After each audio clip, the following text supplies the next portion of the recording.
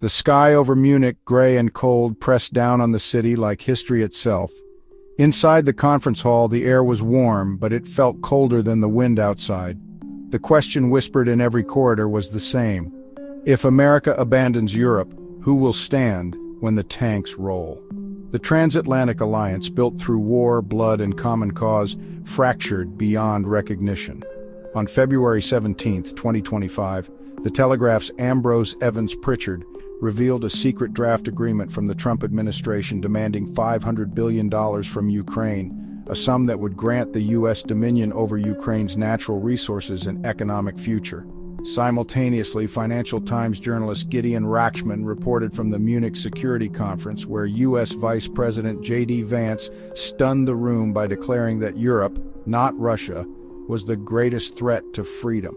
Two hammer blows, struck in unison, shattered the West's post-war order. America, once Europe's shield, had turned its sword against its oldest allies. The draft agreement, dated February 7, 2025, and marked privileged and confidential, outlines the creation of a reconstruction investment fund, a deal that is less reconstruction than conquest. Under its terms, the U.S. would seize 50% of Ukraine's recurring revenues from natural resources and monopolize all future licensing for oil, gas, lithium, and rare earths. Washington would hold the right of first refusal on all exports and enjoy sovereign immunity under New York law, shielding itself from any legal recourse. "Pay us first and then feed your children," a source close to the negotiations grimly summarized. The agreement would endure indefinitely, binding Kiev's survival to U.S. interests and placing Ukraine's future into American receivership. Defenders of the deal argue that U.S. taxpayers, having poured billions into Ukraine's survival, deserve a return on investment. Trump supporters frame it as a hard-nosed America First policy, a break from charity diplomacy, aligning aid with long-term resource security. The Marshall Plan was charity, they say. This is business, but the business is a lie. The lithium market has collapsed 88%. Rare earths are abundant elsewhere. Shale gas remains under Russian artillery. The treasure Trump promises is a mirage. The conquest is real.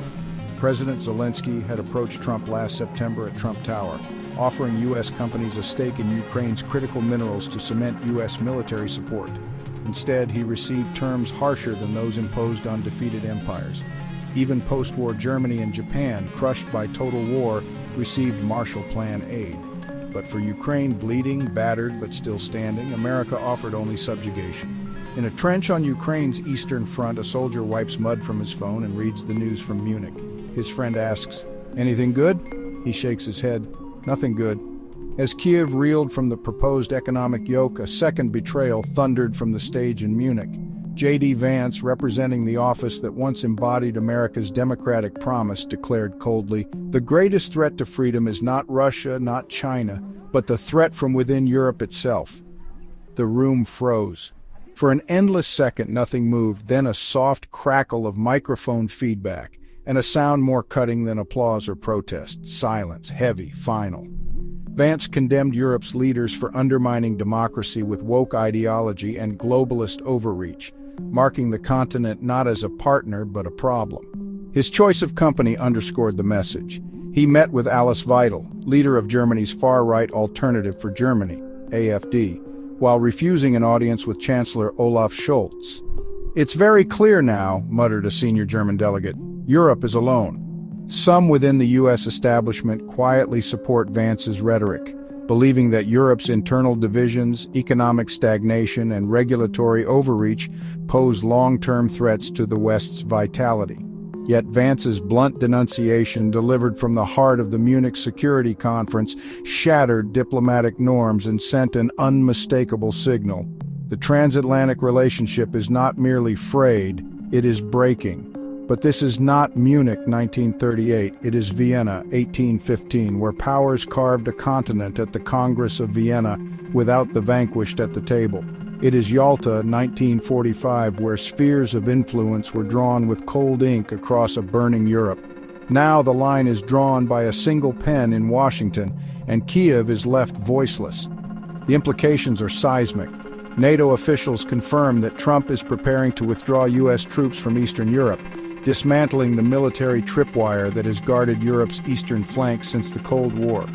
European intelligence warns that Trump may strike a deal with Putin, ceding Russian-occupied territories in Ukraine in exchange for a hollow peace, with no security guarantees for Kyiv. The setting in Munich, the same city where, in 1938, appeasement to Hitler was purchased with another nation's sovereignty, was not lost on the horrified audience. "History is repeating itself," whispered one shaken diplomat, "and America is on the wrong side of the table."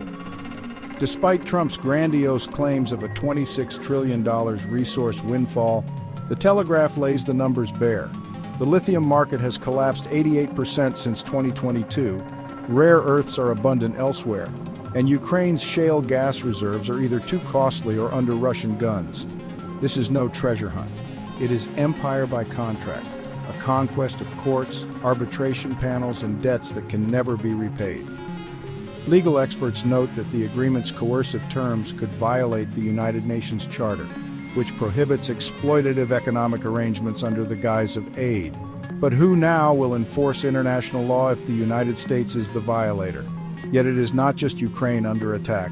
Vance's speech signals a more profound fracture, an ideological rupture within the West.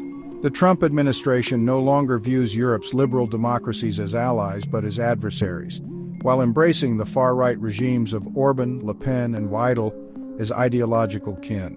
In aligning with Europe's autocratic fringes and scorning its democratic core, America has reversed its Cold War doctrine. The enemy now is not communism or fascism, it is Europe itself. The echoes of history are deafening. In 1941, America broke its isolation to arm its allies against tyranny through Lend-Lease. In 2025, America demands tribute for the same privilege. China, already emboldened by US-EU discord, will tighten its grip on trade routes and assert dominance in the Indo-Pacific. The Middle East, sensing America's retreat from its alliances, will tilt further toward Russia and China. And Putin, assured of American indifference, will test the resolve of a NATO suddenly shorn of its backbone. "We will be next," said a Baltic intelligence officer, his voice tight with fear. "The Americans won't come this time." In a trench on Ukraine's eastern front, the soldier types a message to his wife. "We fought for freedom, now they sell it." He sends it, then returns his phone to his vest as the distant thunder of artillery rolls across the frozen earth. Please subscribe to the Intellectualist's new YouTube channel, where we present insightful videos analyzing the current events shaping the world. Turn on notifications to receive the latest updates from the channel.